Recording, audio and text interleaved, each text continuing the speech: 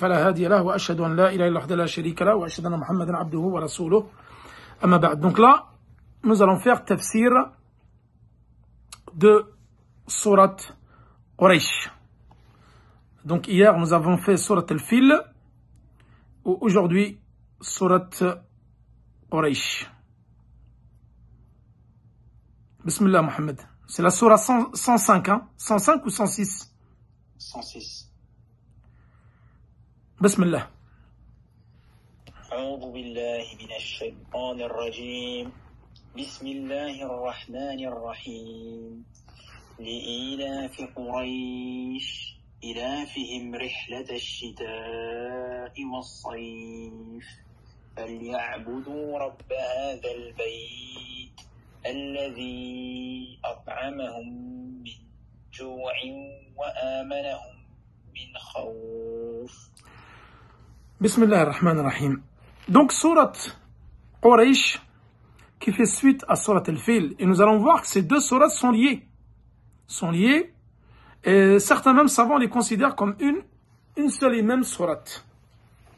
Donc, cette sourate-là, Quraysh, donc les Quraysh, c'est-à-dire la tribu de Quraysh. Et Surat Quraysh, c'est une sourate mécoise, d'après l'unanimité des savants, et qui contient 4 versets. Donc là, les sourates sont de plus en plus courtes. Peut-être que demain, nous allons essayer de faire 2 sourates.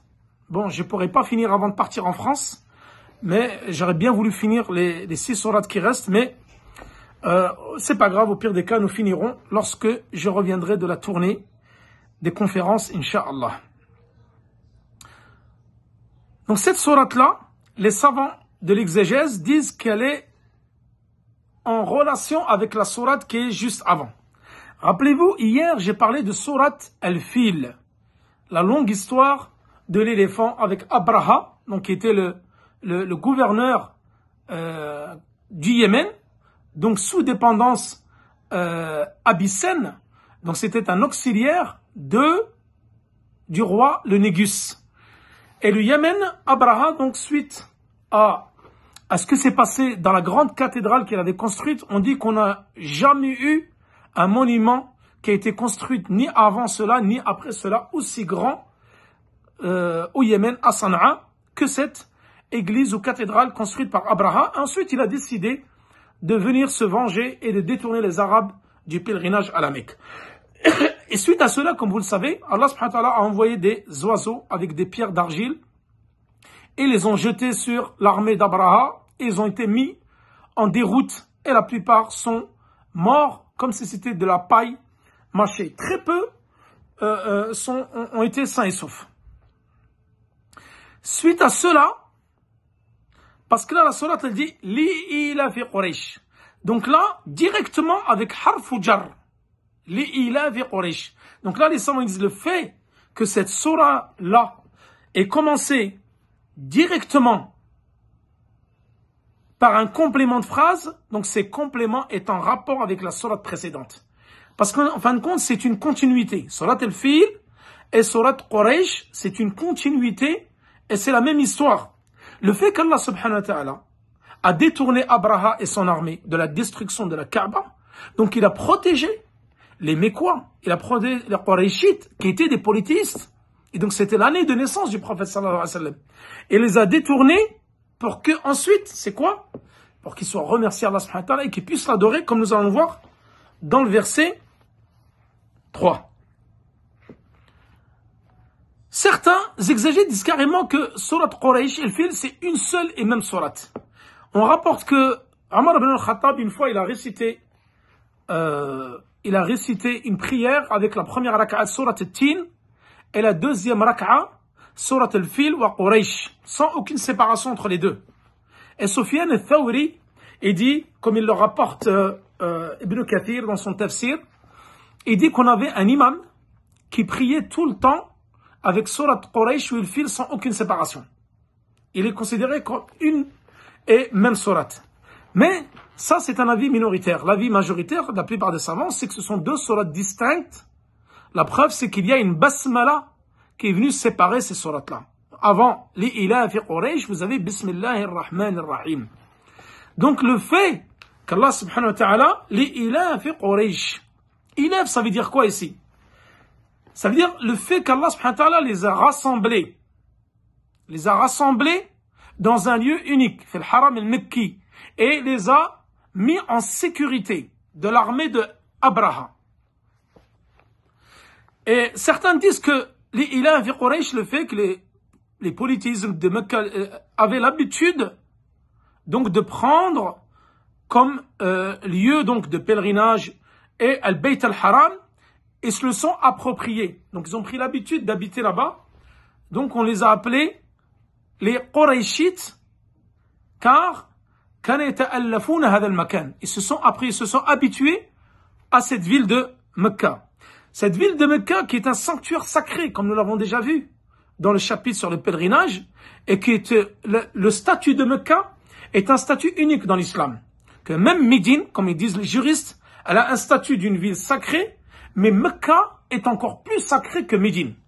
Parce que même s'il y a des choses que tu peux te permettre à Médine, à Mecca, tu ne peux pas te permettre de couper les arbres, d'arracher les pierres, l'herbe, de ramasser des objets perdus, de chasser le gibier, de porter les armes, etc. Tout cela est interdit à Mecca de façon formelle.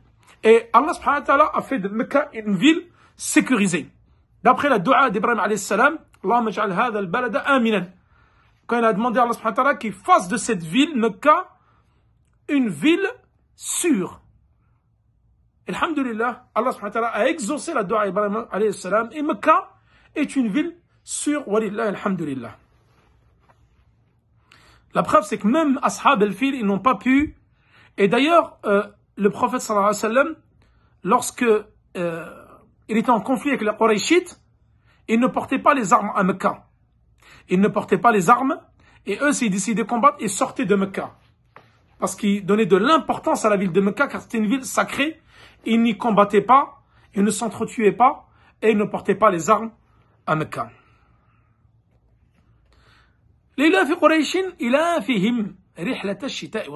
Car ils avaient l'habitude, les Qurayshites, ils étaient dans une ville qui n'avait ni plantation, ni palmiers, ni vignobles, ni vergers, etc.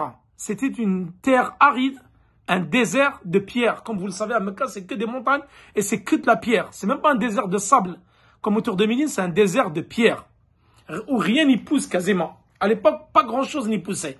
Alors, qu'est-ce qu'ils faisaient les Qurayshites? C'était des grands commerçants. Rappelez-vous, lorsque le prophète sallallahu alayhi wa sallam s'est marié avec Khadija radiyallahu anha, elle l'envoyait à Sham pour faire du commerce, qui était une grande commerçante. Khadija radiyallahu anha. Donc, les Qurayshites avaient l'habitude de faire deux voyages. Un en hiver et un en été. En hiver, ils allaient au Yémen. Et en été, ils allaient au Shem.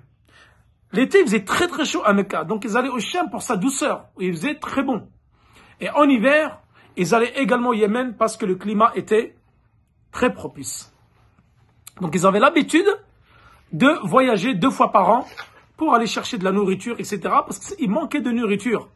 Par Allah subhanahu wa ta'ala dit qu'ils adorent donc leur Seigneur de cette maison qui les a nourris contre la faim et rassurés contre la crainte. Donc Allah subhanahu wa ta'ala les fait rappeler ici le bienfait qu'il leur a octroyé. C'est-à-dire qu'ils sortent 2 fois par an au Yémen et au Shem sans être inquiétés. Car Allah subhanahu wa ta'ala les a détournés de la faim, de la famine, les a protégés de la famine, de la faim et les a protégés de l'insécurité. Car les gens, lorsqu'ils sortaient de Mecca et des brigands venaient les attaquer, autres, ils leur disaient, nous sommes les habitants du haram. Et les gens, généralement, ne les attaquaient pas et les laissaient partir. Quraysh, et Allah subhanahu wa ta'ala dit d'ailleurs, vous délaissiez l'adoration de la maison d'Allah subhanahu wa ta'ala et vous partez au Shem en été et en hiver vous partez au Yémen. Donc adorez Allah subhanahu wa ta'ala qui vous a octroyé ce bienfait du commerce, d'aller chercher de la nourriture et de la sécurité dans votre ville et hors de votre ville. Donc adorez Allah subhanahu wa ta'ala pour le remercier. Quraysh, c'est qui? Ce sont les habitants de Mecca qu'on appelle Banu Nadar, Ibn Kinana, Ibn Khuzayma, Ibn Mudrika, Ibn Ilyas, Ibn Mudar. Rappelez-vous lorsque nous avons fait la généalogie du prophète sallallahu alayhi wa sallam. Et certains ils disent Quraysh min at-taqrish, ay al-iktisab, ay taqarrashu tajamma'u. Parce que Quraysh, ils étaient divisés. C'était plusieurs tribus qui étaient divisées. Et le fait qu'ils aient habité à Mecca, ils se sont rassemblés à Mecca. Allah subhanahu wa ta'ala les a rassemblés en un seul unique lieu qui était la ville sacrée de Mecca. Et avant, ils étaient divisés. Ils se faisaient la guerre et s'entretuaient continuellement. Alors, Allah les a rassemblés. بعدما كانوا مفترقين أو مفترقون في غير الحرم. Donc, en dehors du haram, ils étaient divisés. Et se sont rassemblés à Mecca. On les appelait Quraysh. Pourquoi? Parce que ils se sont rassemblés. Le prophète sallallahu alayhi wa sallam, il dit dans un hadith, Inna Allah astafa Kinana min waladi Ismaïl. Allah subhanahu wa ta'ala a choisi Kinana parmi les fils d'Ismaïl. Wastafa min Kinana Qurayshan. Il a choisi parmi Kinana, la tribu de Kinana, Quraysh. Wastafa min Quraysh Banu Hashim. Il a choisi parmi les Quraysh Banu Hashim, qui était la meilleure tribu de Quraysh. Al Wastafani min Bani Hashim. Il m'a choisi parmi la tribu de Bani Hashim, qui était la meilleure tribu de Quraysh, dont leur chef était Abdul Muttalib, l'oncle, le grand-père, pardon, du prophète sallallahu alayhi wa sallam. Hadith rawahu al-Bukhari wa Muslim. Donc, il a fihim le fait que le voyage qu'ils effectuaient l'hiver au Yémen et l'été au Sham soit la yashaqu alayhim, c'est-à-dire qu'il soit une facilité pour eux. Allah subhanahu wa ta'ala leur a facilité le voyage pour aller acquérir leur subsistance en hiver au Yémen et en été au Sham. Et c'est un grand bienfait qu'Allah subhanahu wa ta'ala leur a octroyé. Alors qu'est-ce qu'il dit Allah subhanahu wa ta'ala suite à cela? فَلْيَعْبُدُوا رَبَّ هَذَا الْبَيْتِ, qu'ils adorent le Seigneur de cette maison sacrée. Donc Allah subhanahu wa ta'ala leur a ordonné de l'adorer, de l'unifier suite à la facilité qu'il leur a accordée dans leur subsistance en allant faire un voyage l'hiver et un voyage l'été. Et qu'ils s'habituent à adorer Allah subhanahu wa ta'ala fi bayt Allah al-haram kama kana ya'lafuna ar-rihlatayn. Donc comme qu'ils s'habituent à Allah subhanahu wa ta'ala comme ils s'habituaient à voyager l'hiver et l'été au Yémen et au Sham. Alladhi at'amahum min ju'in wa amanahum min khawf. Qu'ils adorent le Seigneur de cette maison sacrée qui les a donc nourris lorsqu'ils avaient faim et rassurés lors de la crainte. Donc Ibn Abbas il dit وَذَلِكَ بِدَعْوَةِ إِبْرَاهِيمَ عَلَيْهِ السَّلَامِ. Donc ça, c'est suite à l'invocation d'Ibrahim alayhi salam. Lorsqu'il a dit رَبِّ اجْعَلْ هَذَا بَلَدًا آمِنًا وَارْزُقْ أَهْلَهُ مِنَ الثَّمَرَاتِ. Sourate Al-Baqarah, verset 126. Oh Allah subhanahu wa ta'ala, oh Seigneur, fais de ce pays-là, en parlant de Mecca, un pays sûr, sécurisé. وَارْزُقْ, et pourvoie la subsistance de ses habitants de nourriture. Donc, l'invocation d'Ibrahim alayhi salam a été exaucée par Allah subhanahu wa ta'ala, puisqu'Allah subhanahu wa ta'ala leur a permis ces deux voyages-là pour acquérir leur subsistance, et ils étaient en sécurité à Mecca sans rien craindre. Et lorsque Allah subhanahu wa ta'ala a détourné l'armée de Abraha, il l'a anéanti, les gens autour de Mecca, ils ont encore plus donné d'importance à Mecca, parce qu'ils ont vu qu'elle a été protégée par Allah subhanahu wa ta'ala, ils ont donné encore plus d'importance aux Qurayshites. Et ils les ont élevés par leur rang. Donc le fait qu'Allah subhanahu wa ta'ala a rendu Mecca un sanctuaire sacré, et un sanctuaire où on est sain ou sauf, et on est en sécurité, suite à la dua Ibrahim alayhi salam, alors Allah subhanahu wa ta'ala dit, en le remerciant, donc adorez-le, adorez Allah subhanahu wa ta'ala, puisqu'il vous a détourné, puisqu'il vous a nourri contre la faim et rassuré contre la crainte lors de vos voyages, contre les brigands, contre les ennemis qui pouvaient vous attaquer pour vous voler votre marchandise que vous rameniez du Sham et du Yémen. Voilà donc concernant le tafsir de cette surah Et je vous donne rendez-vous demain, Inch'Allah, pour Kitab al-Tawhid et nouvelle sourate, Inch'Allah. Wa sallallahu ala nabina Muhammad wa ala alihi wa sahbihi wa sallam. Wallahu ta'ala ala wa alam. Wassalamu alaikum wa rahmatullahi wa barakatuhu.